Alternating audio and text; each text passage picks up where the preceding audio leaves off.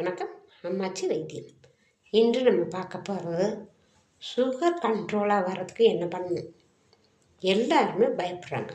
சுகர்னாவே அது பெரிய ஒரு என்ன சொல்கிறதுன்னா பெரிய என்னமோ படுகுழியில் தள்ள மாதிரி அந்த சுகர் வந்தோன்னா தவிப்பாங்க.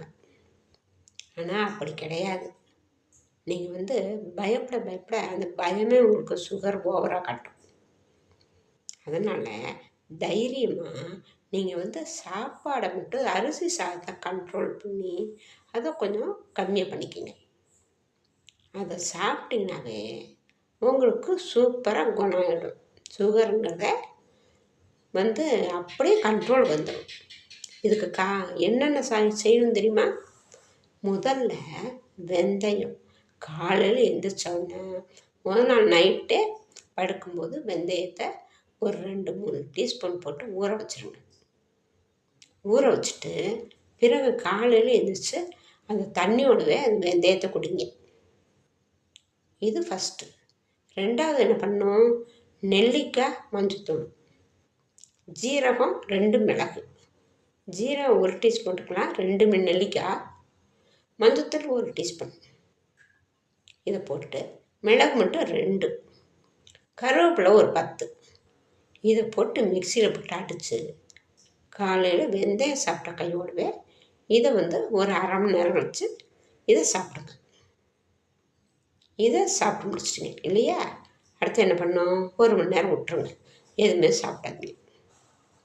பிறகு என்ன பண்ணணும், தோசை இட்லி நீங்கள் இது சாப்பிட போகல என்ன பண்ணணும், அதை தொட்டுக்கையா ஒன்றும் நம்ம பீன்ஸு